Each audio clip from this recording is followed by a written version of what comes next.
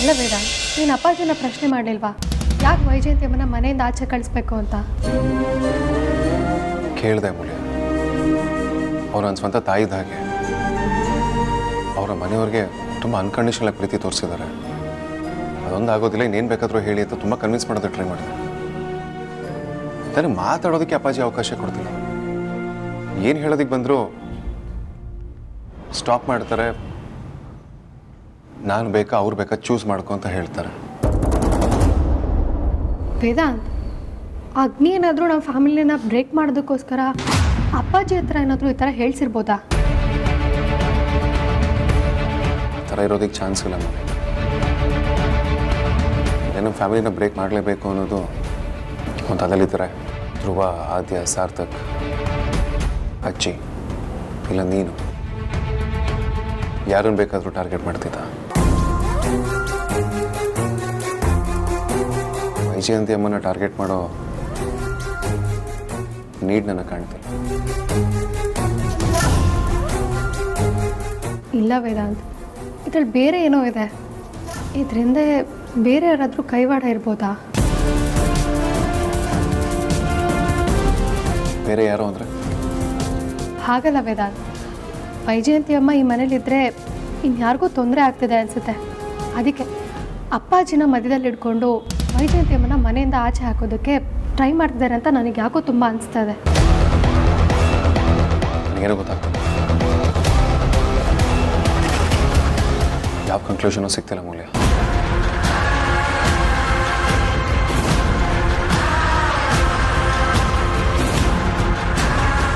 ಸರಿ ವೇದಾಂತ್, ಸ್ವಲ್ಪ ರಿಲ್ಯಾಕ್ಸ್ ಆಗು, ಕಾಮಾಗಿ ಯೋಚನೆ ಮಾಡು.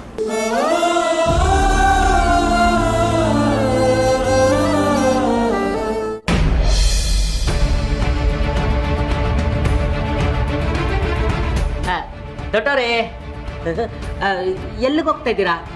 ಸಾರಿ, ನಮ್ಮ ಅಜ್ಜಿ ಹೇಳ್ತಾ ಇದ್ರು, ಎಲ್ಲಾದ್ರೂ ಹೋಗ್ಬೇಕಾದ್ರೆ ಎಲ್ಲಿಗೆ ಹೋಗ್ತಾ ಇದೀಯ ಅಂತ ಕೇಳಬಾರ್ದು, ದೂರ ಅಂತ ಕೇಳಬೇಕು ಅಂತ. ದೊಡ್ಡವರೇ, ದೂರ? ಊರಿಗೆ ಹೋಗ್ತಾ ಇದ್ದೇನೆ. ಸರಿ, ಊಟ ಮಾಡ್ಕೊಂಡೋಗಿ. ನಿಮ್ಗೋಸ್ಕರ ಶಾಂತಾಸಾಗರದಿಂದ ತಿಳಿಸಾರು ಅನ್ನ ತಗೊಂಬಂದೀನಿ. ಅಂದ್ರೆ ಹೋಟೆಲ್ ತರ ರೆಡಿ ಮಾಡ್ಕೊಂಡ್ ಬಂದಿದ್ದೀನಿ ಎಂದೆ. ಆಚೆ ಹೋಗ್ಬೇಕಾದ್ರೆ ಹೊಟ್ಟೆ ಹಸ್ಕೊಂಡು ಹೋಗ್ಬಾರ್ದಂತೆ ನಮ್ಮ ಅಜ್ಜಿ ಹೇಳ್ತಾ ಇದ್ರು. ದಯವಿಟ್ಟು ಊಟ ಮಾಡ್ಕೊಂಡೋಗಿ. ಬೇಡ ಅಂತ ಹೇಳಿದ್ನಲ್ಲ. ದೊಡ್ಡವ್ರೆ, ದಯವಿಟ್ಟು ಈ ಶಾಂತ ಮಾಡಿರೋ ಊಟ ತಿನ್ಕೊಂಡೋಗಿ. ದಯವಿಟ್ಟು ಹಾಗೆ ಹೋಗ್ಬೇಡಿ. ದೊಡ್ಡವ್ರೆ, ಪ್ಲೀಸ್ ಊಟ ಮಾಡ್ಕೊಂಡೋಗಿ. ರಾರಿ ಒಂದು ನಿಮಿಷ ನಿಂತ್ಕೊಡಿ. ನಾಳೆ ನಿಲ್ಲೋ ಅವಶ್ಯಕತೆ ಇಲ್ಲ. ರಾರಿ ಒಂದು ನಿಮಿಷ. ದೊಡ್ಡವ್ರೆ, ತಿಳಿಸಾರು ಅನ್ನ ರೆಡಿ ಇದೆ, ಬಿಸಿ. ದಯವಿಟ್ಟು ಊಟ ಮಾಡ್ಕೊಂಡೋಗಿ. ಏಯ್, ನೀನು ಒಳಗೆ ಹೋಗು. ಅಯ್ಯೋ, ನಾನು ಮಾಡಿದ್ದಕ್ಕಾದ್ರೂ ಅವ್ರು ತಿಂದ್ರೆ ನಂಗೂ ಖುಷಿ ಆಗುತ್ತೆ. ವೇಸ್ಟ್ ಮಾಡಬಾರ್ದು ಊಟನ. ದಯವಿಟ್ಟು ತಿನ್ಬಿಡ್ಲಿ. ಹೇಳ್ತಾನ, ಒಳಗೆ ಹೋಗು.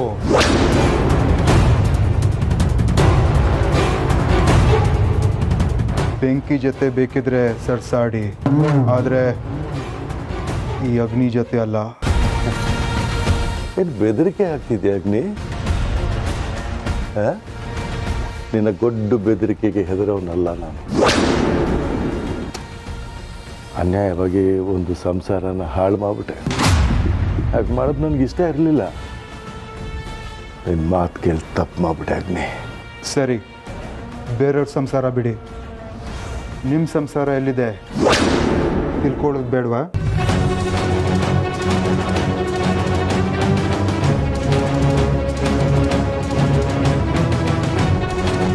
ನೀವು ಸಂಕೆಪುರದಿಂದ ನನ್ನ ಜೊತೆ ಯಾಕೆ ಬಂದ್ರಿ ಸ್ವಲ್ಪ ನೆನಪು ಮಾಡ್ಕೊಳ್ಳಿ.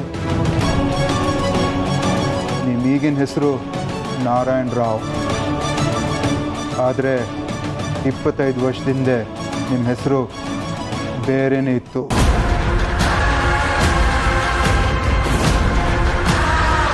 ನಿಮಗೆ ಒಂದು ಕುಟುಂಬ ಇತ್ತು, ತುಂಬ ಪ್ರೀತಿಸೋ ಒಂದು ಹೆಂಡತಿ, ಮಕ್ಕಳಿದ್ರು.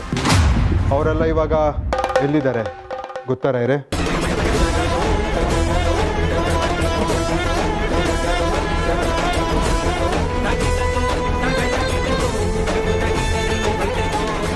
ಇಪ್ಪತ್ತೈದು ವರ್ಷದಿಂದ ನಿಮ್ಗಾಗಿರೋ ಆಕ್ಸಿಡೆಂಟಿಂದ ನೀವು ಎಲ್ಲ ಮರ್ತೋಗ್ಬಿಟ್ಟಿದ್ದೀರ.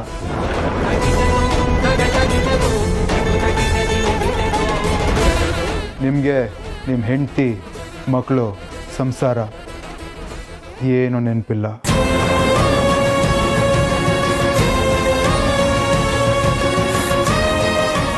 ನಿಮ್ಮ ಹೆಂಡತಿ ಮಕ್ಕಳನ್ನ ಹುಡ್ಕೋತಿಕ್ಕೆ ತಾನೇ ನೀವು ಅಲ್ಲಿಂದ ಇಲ್ಲಿ ಬಂದಿರೋದು.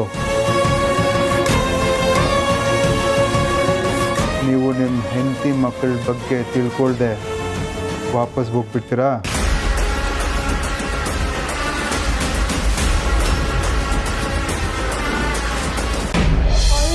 ಅಳ್ಬಾರ್ದು ಪುಟ್ಟ, ಬಂಗಾಳಿಕೊಂಡು ನನಗೆ. ಓ ಆಯ್ತು. ಮಗು ಯಾಕೆ ಅಳ್ತಾ ಇದೆ? ಗೊತ್ತಿಲ್ಲ ಅಮ್ಮ, ತುಂಬ ಹೊತ್ತಿಂದ ಅಳ್ತಿದ್ದಾನೆ. ಎಷ್ಟು ಸಮಾಧಾನ ಮಾಡಿದ್ರು ಸಮಾಧಾನ ಆಗ್ತಿಲ್ಲ. ಹಾಲು ಕುಡಿಸಿದ್ರಾ? ಹಾಂ, ಕುಡಿಸ್ತಾರೆ. ಹೊಟ್ಟೆ ನೋವಿಲ್ಲದೆ ಶುರುವಾಗಿದೆಯಾ ಮಗುಗೆ? ಓ ಕಂದ, ಓಮ್ಮ.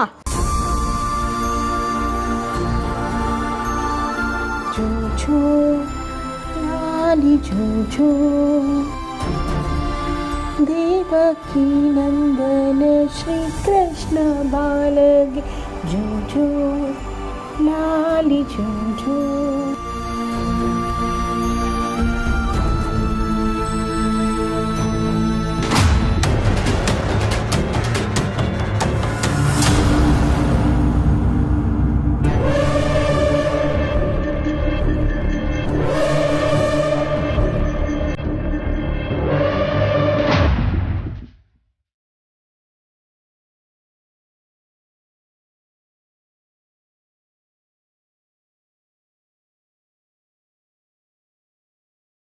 ಅಮ್ಮ,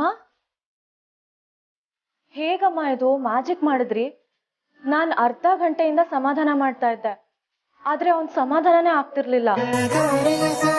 ಆದ್ರೆ ಈಗ ನೋಡಿದ್ರೆ ಇಷ್ಟು ಬೇಗ ಅಳು ನಿಲ್ಸ್ಬಿಟ್ಟ.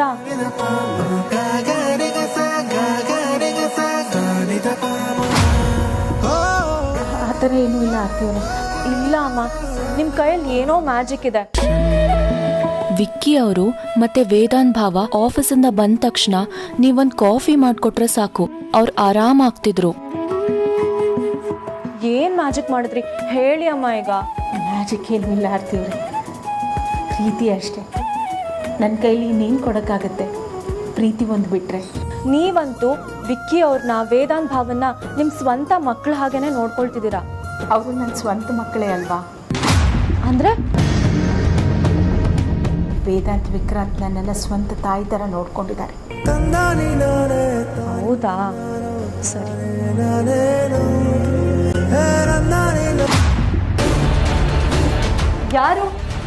ಯಾರದು? ಏನಾಯ್ತು ಆರ್ತಿಯವರೇ? ಅಮ್ಮ, ಯಾರೋ ಇಲ್ಲಿ ಬಂದು ಹೋದಂಗಾಯ್ತು. ಹೌದು ಆರ್ತಿಯವರೇ, ನನಗೂ ಹಾಗೆ ಅನ್ನಿಸ್ತು. ಯಾರಿರ್ಬೋದು? ಅಮ್ಮ, ನನ್ನ ಜೊತೆ ಸ್ವಲ್ಪ ಆಚೆ ಬರ್ತೀರಾ? ಯಾರಿದ್ದಾರೆ ಅಂತ ನೋಡೋಣ. ಬನ್ನಿ ಹೋಗಿ ನೋಡೋಣ.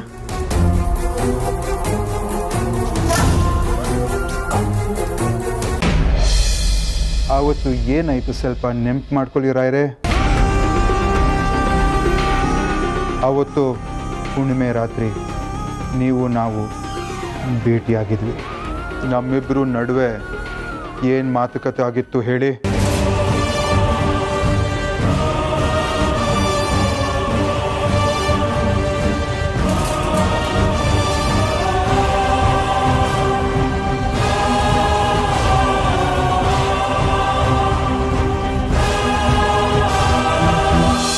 ಸಾರಿ, ನನಗೆ ನೀವು ಯಾರು ಅಂತ ಗೊತ್ತಿಲ್ಲ. ದಿನಾ ನಮ್ಮ ಆಶ್ರಮಕ್ಕೆ ಬೇಕಾದಷ್ಟು ಜನ ನನ್ನ ಸಹಾಯ ಕೇಳ್ಕೊಂಬರ್ತಾರೆ. ಅವರಲ್ಲಿ ನೀವು ಒಬ್ಬರು ಅಂದ್ಕೊಂಡೆ. ಆದರೆ ನಿಮ್ಮಿಂದ ಇಷ್ಟೊಂದು ದೊಡ್ಡ ಸೈನ್ಯ ಇದೆ. ನನಗನ್ಸುತ್ತೆ ನಿಮಗೆ ನನ್ನ ಸಹಾಯದ ಅವಶ್ಯಕತೆ ಇಲ್ಲ ಅಂತ. ನನಗೆ ಧ್ಯಾನದ ಟೈಮ್ ಆಯಿತು, ಕ್ಷಮಿಸಿ. ಒಂದು ನಿಮಿಷ.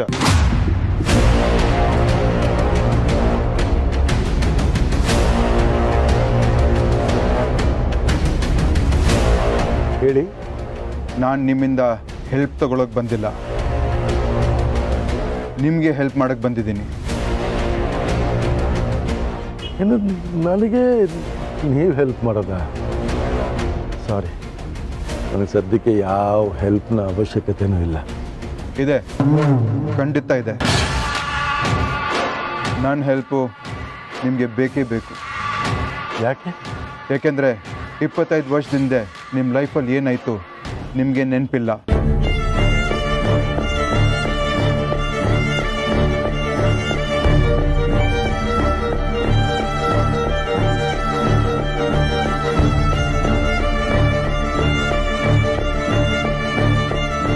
ನಿಮ್ಮ ಈಗಿನ ಹೆಸರು ನಾರಾಯಣ್ ರಾಯರು ಅಂತ.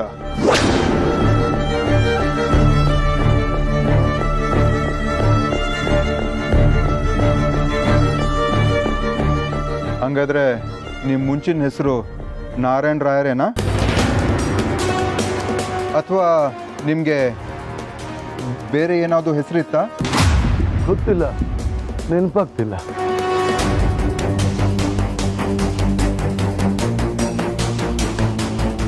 ಇಪ್ಪತ್ತೈದು ವರ್ಷದಿಂದ ನೀವು ಯಾರು? ಗೊತ್ತಿಲ್ಲ. ನಿಮ್ಮೂರು ಯಾವುದು? ಗೊತ್ತಿಲ್ಲ. ನಿಮ್ಮ ಹೆಂಡತಿ, ಮಕ್ಕಳು, ಸಂಸಾರ? ಅವ್ರು ಯಾರು, ಎಲ್ಲಿದ್ದಾರೆ, ಏನು ಮಾಡ್ತಿದ್ದಾರೆ, ಬದುಕಿದಾರ ಒಂದು ಗೊತ್ತಿಲ್ಲ. ನನ್ಗೆ ಗೊತ್ತು.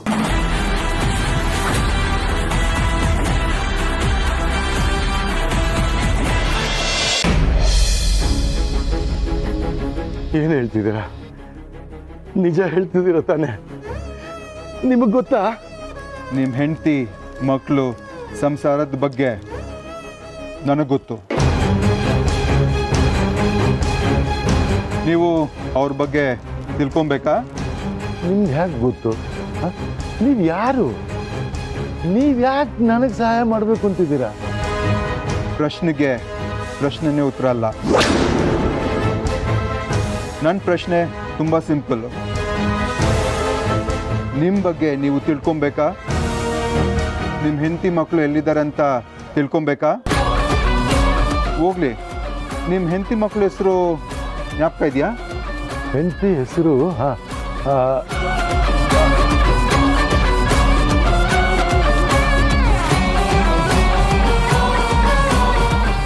ನೆನಪಿಗೆ ಬರ್ತಿಲ್ಲ. ಆದರೆ ನನ್ನ ಹೆಂಡತಿ ಸಿಕ್ಕಿದ್ರೆ ಇಡೀ ಕುಟುಂಬ ಸಿಕ್ಕ. ನಿಮ್ಮ ಹೆಂಡತಿ ಸಿಕ್ಕಿದ್ರಾ? ಇಲ್ಲ, ತುಂಬ ಕಡೆ ಹುಡುಕ್ದೆ, ಅವಳು ಎಲ್ಲೂ ಸಿಗಲಿಲ್ಲ. ನನಗೆ ಗೊತ್ತು ನಿಮ್ಮ ಹೆಂಡತಿ ಎಲ್ಲಿದ್ದಾರೆ ಅಂತ.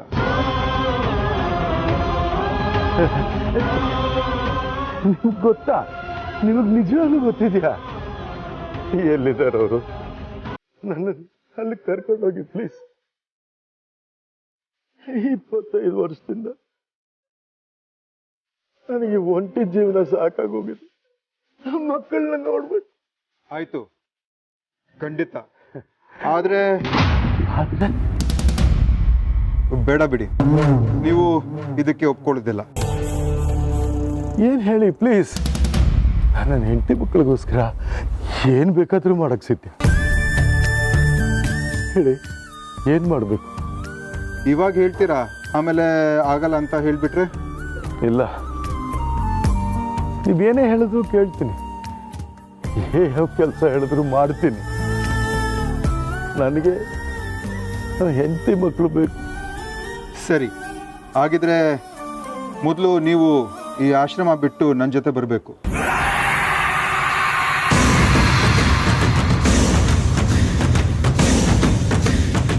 ಆಯ್ತು, ಬರ್ತೀನಿ. ಈಗಲೇ ಬರಬೇಕಾ? ನಡೀರಿ. ಬೇಡ, ನಾನು ಹೇಳ್ತೀನಿ, ಅವಾಗ ನನ್ನ ಜೊತೆ ಬನ್ನಿ. ಸಡನ್ ಆಗಿ ನಿಮ್ಮ ಹೆಂಡತಿ ಮಕ್ಕಳನ್ನ ಹುಡ್ಕೋದಕ್ಕೂ ಆಗಲ್ಲ. ಸ್ವಲ್ಪ ದಿನ ನೀವು ನನ್ನ ಜೊತೆನೇ ಇರಬೇಕು. ನಾನು ಏನು ಹೇಳ್ತೀನಿ ಅದನ್ನು ಮಾಡಲೇಬೇಕು. ನಿಮ್ಗೆ ಒಪ್ಕೆನಾ?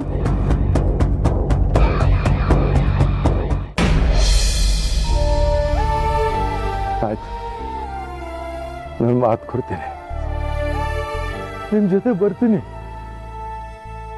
ನೀವೇನು ಹೇಳಿದ್ರು ಕೇಳ್ತೀನಿ.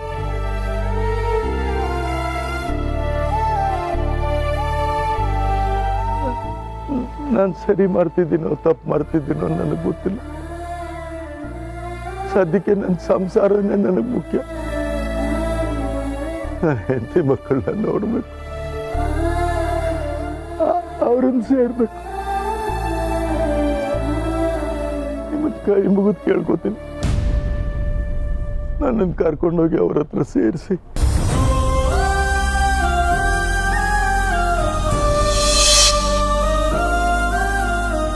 ನಿಜ ಆಗ್ಲಿ, ನಾನು ನಿಮಗೆ ಮಾತು ಕೊಟ್ಟಿದ್ದೆ, ನನ್ನ ಫ್ಯಾಮಿಲಿನ ನೀವು ಹುಡುಕೊಟ್ರೆ ನಾನು ನಿಮ್ಗೆ ಸಹಾಯ ಮಾಡ್ತೀನಿ ಅಂತ. ನಿಮ್ಮನ್ನು ನಂಬಿ ನಾನು ಇಲ್ಲಿಗೆ ಬಂದೆ. ಆದರೆ ನೀವೇನು ಮಾಡಿದ್ರಿ? ನನ್ನ ಫ್ಯಾಮಿಲಿನ ಹುಡುಕೋ ಪ್ರಯತ್ನನೇ ಪಡಲಿಲ್ವಲ್ಲ.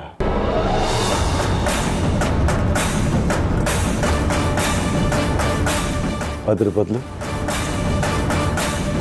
ನನ್ನ ಕಡೆಯಿಂದ ಇಲ್ಲದ ಸಲ್ಲದ ಕೆಲಸನ ಮಾಡಿಸ್ಕೊಂಡ್ರೆ.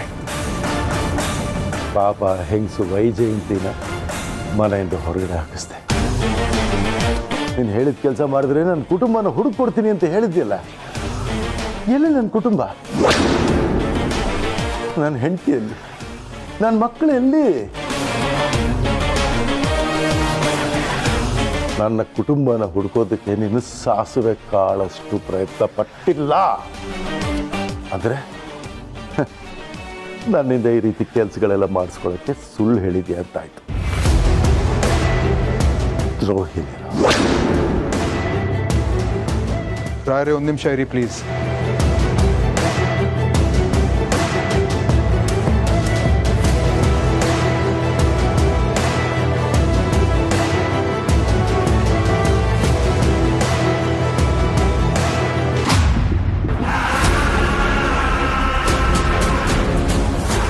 ನನ್ನ ಹೆಸರು ನಾರಾಯಣ ರಾವ್. ನಾನು ನನ್ನ ಹೆಂಡತಿ ಮಕ್ಕಳಿಂದ 25 ವರ್ಷಗಳ ಹಿಂದೆ ದೂರ ಆದೆ. ನನಗೆ 25 ವರ್ಷ ಹಿಂದಿಂದ ಏನೂ ನೆನಪಿಲ್ಲ. ಹಾಗಾಗಿ ದಯವಿಟ್ಟು ನನ್ನ ಹೆಂಡತಿ ಮಕ್ಕಳನ್ನು ಹುಡುಕಲು ಸಹಾಯ ಮಾಡಿ. ನಿಮಗೆ ನನ್ನ ಬಗ್ಗೆ ಹಾಗೂ ನನ್ನ ಹೆಂಡತಿ ಮಕ್ಕಳ ಬಗ್ಗೆ ಏನಾದರೂ ತಿಳಿದು ಬಂದರೆ ದಯವಿಟ್ಟು ನನಗೆ ಅಥವಾ ನನ್ನ ನೋಡ್ಕೊತಿರೋ ಅಗ್ನಿ ಅವರನ್ನು ಸಂಪರ್ಕಿಸಿ.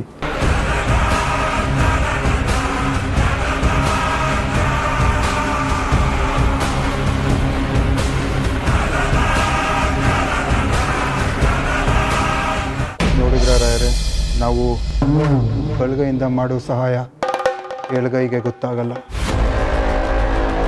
ನಾವು ಸೈಲೆಂಟಾಗಿ ಕೆಲಸ ಮಾಡ್ತಾಯಿದ್ವಿ ಅಷ್ಟೇ.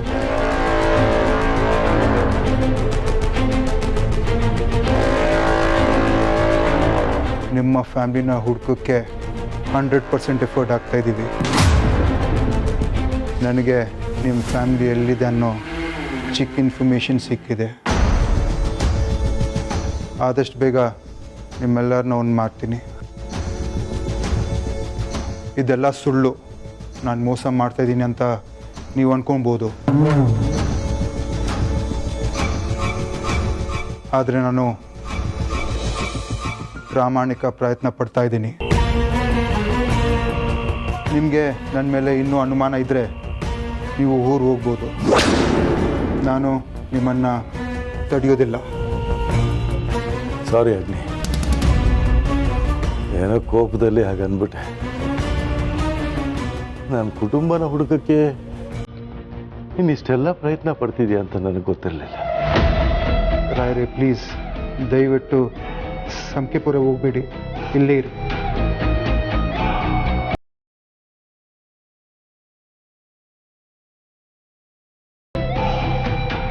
ನಾನು ಎಲ್ಲೂ ಹೋಗಲ್ಲ, ಇಲ್ಲೇ ಇರ್ತೀನಿ.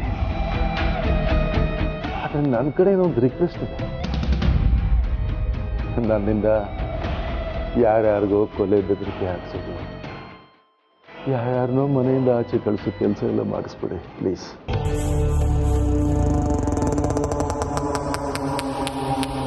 ರಿಕ್ವೆಸ್ಟ್ ಮಾಡ್ತಾ ಇದ್ದೀನಿ.